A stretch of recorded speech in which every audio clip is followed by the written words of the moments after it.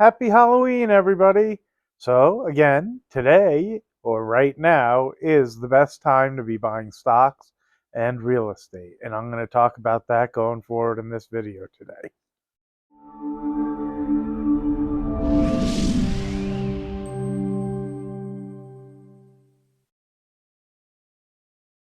So, why is right now the best time to be buying real estate and stocks? Because it's Halloween. Why else? No, really. I'll get into that. But before I forget, do me a favor, give a thumbs up, subscribe, make some comments. That's what helps YouTube's algorithm and helps people recognize that the videos are getting some traction. I really appreciate you guys helping out. The other thing is, I'm going to put a couple links in the description on opening an account with SoFi. They're going to give you some free money if you open an account. If you deposit $10 or more, they're going to give you $25. And I even think there's some opportunities to make more than that if you set up for automatic deposits and things like that. It also gives an account that I opened with them because I use SoFi as well. I opened an account with my son. He's only 13 years old, and it gives us a little gift as well. So he gets really excited about that. I like to teach him about all this stuff as well. We talk about it all the time. He actually has been trading a little bit of Facebook with me, or Meta. So I like to encourage him, and when that happens, he gets really excited. It helps keep him engaged, and I really appreciate the kindness, and I love that you guys are actually watching and finding people and getting some comments as well. So thanks again. Let's get into the reasons why right now is a really good time. So today being Halloween is actually a good example as to what I'm talking about with this time of year. What happens is, myself included, we all get distracted with family things. There's Halloween, there's Thanksgiving, Christmas, Hanukkah, whatever it is that you celebrate. The winter months seem to keep us pretty busy with things to do, including going into the new year and things like that. So people don't pay attention to buying homes, which means the buyer demand actually slows down. It's not just the higher rates and the higher prices, which is also causing a slowdown as well. What ends up happening because of that is the sellers that listed because they have to sell for one reason or another, they sit on the market a little longer than they do potentially at other times of the year. So they start to get nervous. It creates opportunity for potentially getting a good deal. And with less people in the market, it really can create a good opportunity. I wouldn't see those good opportunities as an indication that the market's collapsing. I really wouldn't. Now, you guys have to do your own research. I'm not a financial planner. I'm just sharing the information that I know from what I've done over the past few years and the things that I see. But don't listen to me. Make your own decisions. I'm not telling you when to get in or when to get out of things. You guys have to decide when that's right for you. I just find this time of year is notoriously good time, especially, for stocks. October tends to be a bad month for stock market. And I think the past 2 days has shown that the panic seemed a little overextended. Now, I got a comment about you first. The reality is, and I mentioned it in the last video, at least with the stocks, I bought some last week. I don't just say the things I say, it's really what I believe. And if it were self serving, because I am a mortgage lender as well, and I know some people think that those of us in the industry just say the things that we say because that you think that it's better for us. Quite honestly, better for me would be all the things that everybody's hoping for. If the market collapsed, and if the Fed had to cut rates because things corrected so much, well, we would get super busy again. I think the reality is the rates are higher for longer and it's going to slowly come down a bit. And what I'm expecting, and I don't know that this will happen, and I don't advise my clients to make decisions on this, but I think we could see rates beginning to soften next year. It's an election year, and generally during the election times, the powers that be don't want to have rough economies. So somehow things tend to work themselves out, and most election years tend to be really good years. So while there's people on CNBC predicting a terrible recession for 2024, and the real estate looks so scary and interest rates are so high, I have a feeling just like this year, come January, February, March, you're going to see the stock market potentially really take off and real estate won't fall as far as they expect. The inventory won't come flying in and the buyers will start coming back and you might see prices start to go up again. There are lots of sayings in these markets. Things like, the markets climb a wall of worry. I think that's what we have going on right now. There's a lot of fear out there. It does not feel like 2006 and 7 when the markets were going up and everybody was exuberant and just assuming it was going to go higher and higher and higher. Right now, there seems to be a lot of fear, a lot of people talking about data and reasons why they see a correction. And I think the markets continue to go up that wall of worry, so to speak. The other saying that I like to pay attention to is be greedy when people are fearful and be fearful when people are greedy. I don't see a lot of greed right now. I don't see people buying and buying because it's just going higher. I see a lot of nervousness and I see a lot of fear. The people who are buying are very concerned, and that's both in the stock market and the real estate market, which is why I think it continues the way it's been going. I think people continue to be nervous and the market continues to drift higher. When everybody finally gives up and thinks, oh my God, this stuff's just going to go up forever, and you might even see it go parabolic, you might not.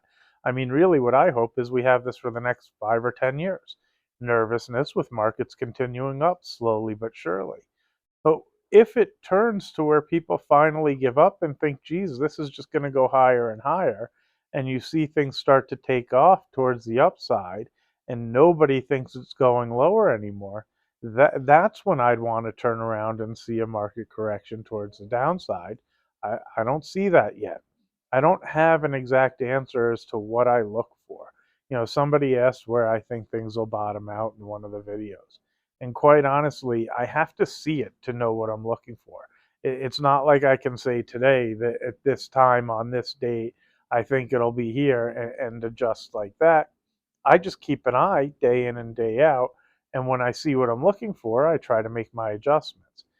Hopefully, the past couple days continue. I don't always say that I'm right, which is why I say don't listen to me. I just thought the last couple weeks looked really scary for the stock market. So to me, when Target fell back below 110 or 108, I started buying a little more of it. Same with when Facebook or Meta had their earnings and dropped down to under 290. Same with some of the others when they started to really correct.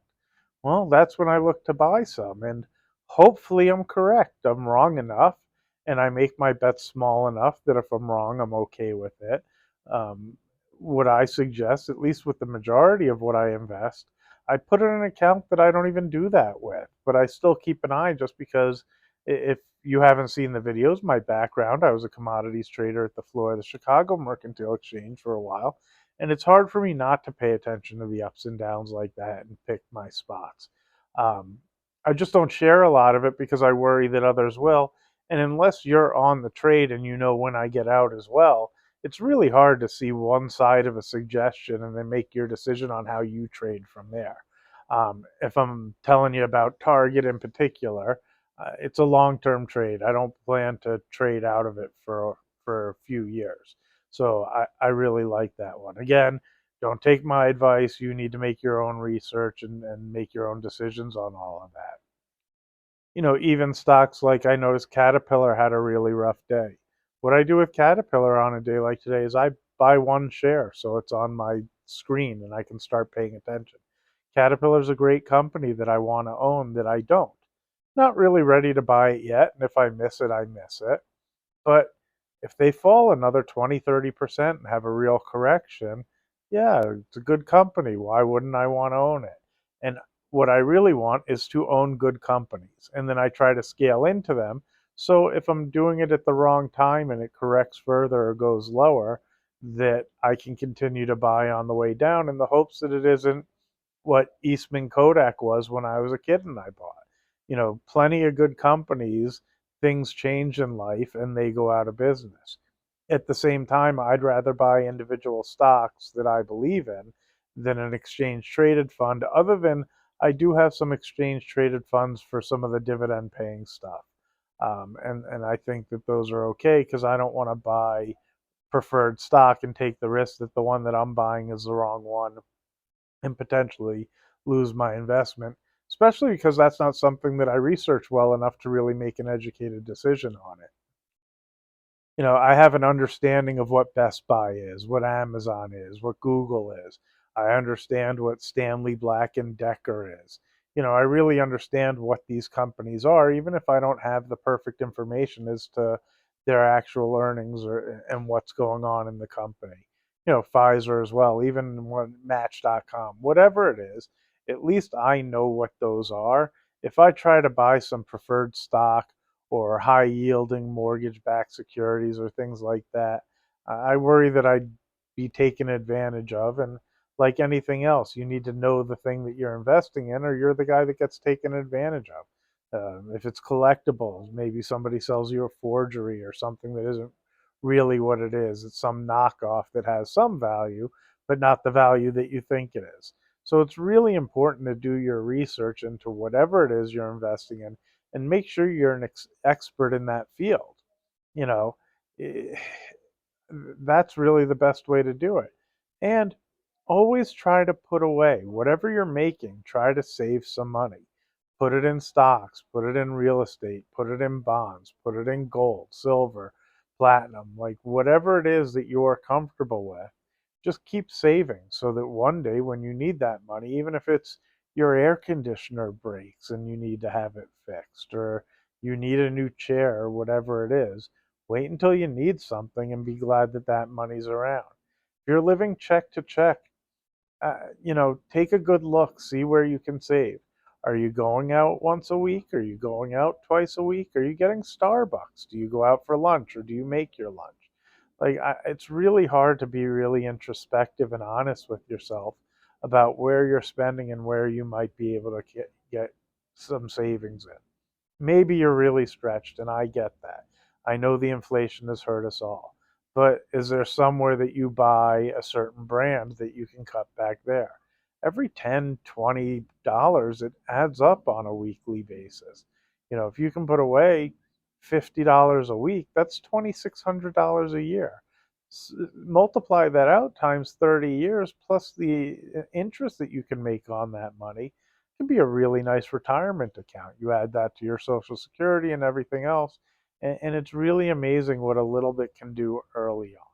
So my best advice on all of it is to save. In terms of the real estate, right now is the right time. I just believe that. Again, I would love to see a correction. I just don't see it coming. I think we're going to keep chugging along. And I think come March or April, people are going to be scratching their heads going, how did it happen? I thought we were going to crash. Did the same thing last year. Right around this time of year, it looked really scary. Interest rates were getting higher. People started slowing down in the market. And then all of a sudden, the sellers stopped because the market just slowed. Then buyers came in after the New Year's, and there was no inventory, and it pushed the prices up again. So do me a favor, don't forget, I know I mentioned it in the beginning. Subscribe, like, make some comments. Tell me why I'm wrong. I'm happy to argue the data points. It's a lot of interesting things going on in the world right now. Have a great day and enjoy your Halloween.